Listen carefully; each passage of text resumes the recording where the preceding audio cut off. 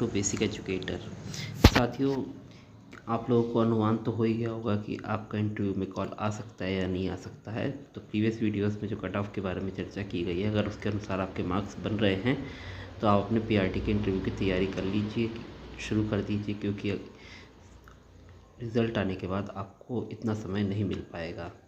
साथियों, PRT interview के बारे में 4 महत्वपूर्ण बातें मैं आपके बारे बहुत ही छोटी छोटी बातें डिस्कस करना चाहूँगा, जो कि आपके इंटरव्यू को बहुत ही प्रभावित भी बना सकती हैं या एडवर्सली इफ़ेक्ट भी कर सकती हैं। तो साथियों, पहली बात तो ये आती है कि पीआरटी का जो इंटरव्यू होता है वो आपका प्राथमिक शिक्षक के लिए इंटरव्यू होता है, तो उसमें आपको बहुत जनरल चीज़ें पूछी जाती हैं। तो इसमें बहुत ही स्पेशलाइज्ड सब्जेक्ट्स नहीं पूछे जाते हैं।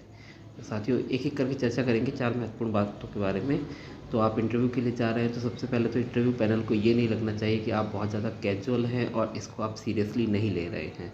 तो सबसे पहले आपको ध्यान रखने योग्य 4 महत्वपूर्ण बातें मैं इस वीडियो में बताऊंगा। वीडियो के अंत तक बने रहिए, बहुत लंबा वीडियो नहीं होगा, छोटा सा वीडियो होगा। तो आप इन बातों को अगर आपका पहले से ध्यान दे दें तो इंटरव्यू में आपको बहुत ही ज़्यादा प्रभावित कर सकता है पैनल को। तो सबसे पहले आता है ड्रेस। तो जो ड्रेस आनी चाहिए साथियों, कि मेल जो कैंडिडेट्स हैं उनका ट्राउज़र और शर्ट होनी चाहिए, और फीमेल जो कैंडिडेट्स हैं वो साड़ी को अगर प्रीफर करें तो बेटर होगा। आप क्योंकि एक एज ए टीचर आपको भविष्य में साड़ी पहनकर ही टीचिंग करनी होगी अधिकतर केसेस में, या जो भी स्कूल में जो मेन फंक्शंस होते हैं उनमें साड़ी ही पहननी होती है। तो आप इंटरव्यू में अगर साड़ी पहन के जा रही हैं तो आपकी सीरियसनेस को शो करता है। मेल कैंडिडेट्स के लिए आप लाइट कलर की शर्ट और जो डार्क कलर के ट्राउज़र का इस्तेमाल करें। बेल्ट आप डार्क कलर की ब्राउन भी इस्तेमाल कर सकते हैं, ब्लैक भी इस्तेमाल कर सकते हैं। शूज़ भी आप ब्राउन या ब्लैक यूज़ कर सकते हैं अपने पैंट के कलर के अकॉर्डिंग या ट्राउज़र के कलर के अकॉर्डिंग। टाई के लिए साथियों मैं ये बोलना चाहूँगा कि अगर आप टाई पहनने के आदी हैं, यानी कि आपने टाई पहले भी पहनी है और आप उसमें कंफर्टेबल हैं, तो ही आप टाई पहने। अगर आप उसमें कंफर्टेबल नहीं है टाई में तो आप टाई को स्किप कर सकते हैं, क्योंकि अनकंफर्टेबल होकर आप इंटरव्यू नहीं दे पाएंगे। जो फीमेल कैंडिडेट्स हैं उनके लिए मैं बात करना चाहूँगा कि आप जो ब्लाउज़ है वो आपका लॉन्ग स्लीव्स का हो प्रीफर कर सकती हैं, क्योंकि आपको एक मॉडेस्ट जो आपका अटायर होना चाहिए इंटरव्यू के दौरान।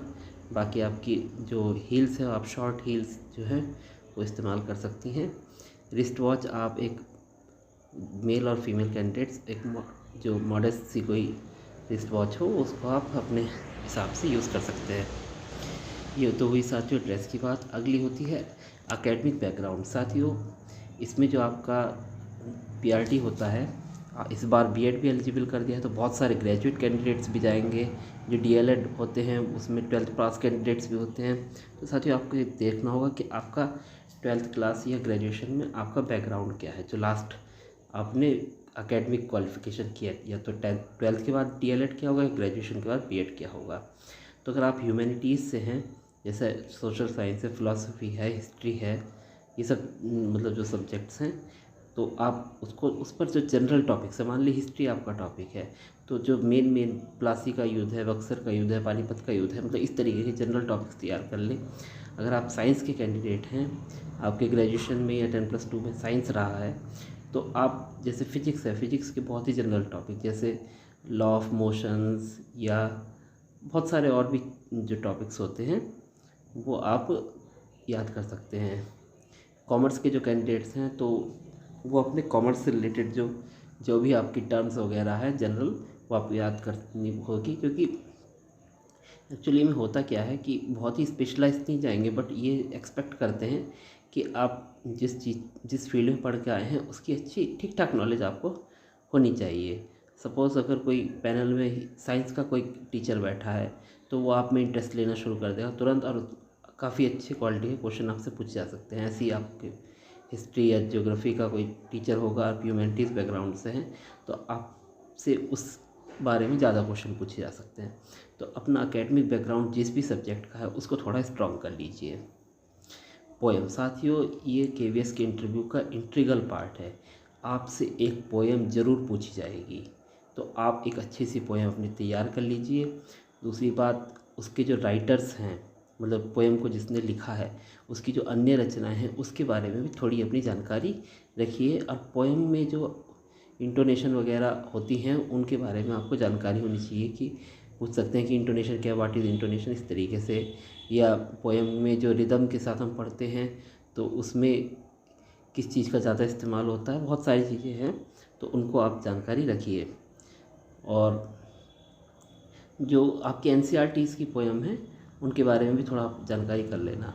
तीसरा आपका डेमो टीचिंग। साथियों, डेमो टीचिंग में ऐसा हो सकता है कि टॉपिक वे अपने आप से दें आपको, या तो किसी एक टॉपिक पर आप से ही डिस्कस करें और बताएं कि आप किस टॉपिक में कंफर्टेबल हैं और वही टॉपिक आपको दिया जाए, तो दोनों तरीके हो सकते हैं। तो साथियों, जो इस बार डेमो टीचिंग का समय बढ़ाया गया है, लास्ट टाइम डेमो टीचिंग उसका ही पार्ट था, अलग से कोई उसके मार्क्स ऐसे कोई स्पेसिफाइड नहीं किया गया था, नहीं तो डेमो टीचिंग तो हर बार ही होती है। बट इस बार डेमो टीचिंग का जो स्पेशली बताया गया है इंटरव्यू में, और इंटरव्यू का वेटेज भी बढ़ाया गया, तो डेमो टीचिंग का भी आपका वेटेज बढ़ाया जाएगा। पहले क्या होता था, आपको एक बहुत ही माइक्रो टीचिंग करनी होती थी 5 से 7 मिनट की इंटरव्यू के दौरान, और उसमें आपको स्पेसिफिकली उसको शो करना होता। तो साथियों, आपको यही करना है कि आपको एक 45 मिनट का पीरियड तैयार करके नहीं जाना है, पहली बात तो ये है। और जो भी टॉपिक दे आपको उसी में ही कंसाइज रहना है, उस टॉपिक को बहुत ज़्यादा एलैबोरेट नहीं कर देना है। आपको अगर 20 मिनट मिले हैं या 15 मिनट मिले हैं या 10 मिनट मिले हैं, तो जितना उसमें समझाया जा सकता है उतना ही समझाना है। और एक बच्चे के स्टैंडर्ड के हिसाब से, अगर आप 5th क्लास के हिसाब से वो टॉपिक है, तो आपको उसकी नॉलेज को बढ़ाते हुए 12th क्लास तक या ग्रेजुएशन तक नहीं लेके जाना है। मान लिया मल्टीप्लिकेशन पूछा है, मल्टीप्लिकेशन एक क्लास 2nd के स्टैंडर्ड के बच्चे के लिए बताया है उन्होंने लेसन प्लान पढ़ाने को, तो क्लास 2nd के स्टैंडर्ड पे ही रखना है। मल्टीप्लिकेशन को एक 2 डिजिट की मल्टीप्लाई तक ही रखना है, ये नहीं कि आप मल्टीप्लिकेशन को बढ़ाते हुए बहुत आगे ले जाए। तो बहुत ही इजी रखना है, कंसाइज रखना है, और एक निश्चित समय के अंदर जितना पढ़ाया जा सकता है उतना ही पढ़ाना है, बहुत ज़्यादा नहीं पढ़ाना है। और जो आप पढ़ा रहे हैं तो उनको ये नहीं लगना चाहिए कि आप उनको मगअप कर रहे हैं, मतलब अपना सारा ज्ञान उनमें उड़ेल देना चाहते हैं, ऐसा नहीं। बच्चों को जितनी आवश्यकता है आप उतने ही ज्ञान दे रहे हैं, उनको ये बात समझ में आ जानी चाहिए। अगर 10 मिनट पढ़ाने का मौका मिले तो 10 मिनट में उसको फिनिश कर देना है। और दूसरी बात, आप अपने टॉपिक को फिनिश, क्योंकि अगर आप बहुत लंबा खींचेंगे तो उनको आपको बीच में टोकना पड़ेगा और आप उसको ठीक से समराइज़ नहीं कर पाएंगे। तो साथियों, मैं यही कहना चाहूँगा कि आप डेमो टीचिंग की अच्छे से प्रैक्टिस करें, 10 से 15 मिनट में अपने लेसन प्लान को कंप्लीट करने की कोशिश करें। साथ ही आप जो है अपने टॉपिक को एक कक्षा तक ही सीमित रखें, उसको आगे ना बढ़ाएं, अपने ज्ञान को पूरी तरीके से प्रदर्शित करने की कोशिश ना करें, क्योंकि आपको डेमो टीचिंग मतलब क्लासरूम के हिसाब से पढ़ाना है, बच्चे के स्तर के हिसाब से पढ़ाना है, ना कि ग्रेजुएट स्टूडेंट के स्तर से। तो साथियों, इस बात का ध्यान रखिए। तो इसी के साथ बेसिक एजुकेटर में बने रहने के लिए धन्यवाद। अगला वीडियो में टीजीटी के बारे में जो महत्वपूर्ण बातें हैं उन पर बताऊँगा। आपको कोई संशय हो, कोई कमेंट हो, तो आप टेलीग्राम चैनल पर बता सकते हैं, टेलीग्राम ग्रुप ज्वाइन करके, और इसमें वीडियो के कमेंट बॉक्स में भी उसका कमेंट लिख सकते हैं अगर आपको कोई प्रॉब्लम है तो। और कोई अगर पूछना क्वेरी है तो भी आप लिख सकते हैं, और चैनल को सब्सक्राइब कर लीजिए। साथियों, इस तरीके की वीडियो जब तक आपका केवीएस की भर्ती चल रही है आती रहेंगी, और जो अपने दूसरे साथी हैं जो अदर एस्पिरेंट्स हैं उनके साथ भी इस वीडियो को शेयर कीजिए। Okay, thank you.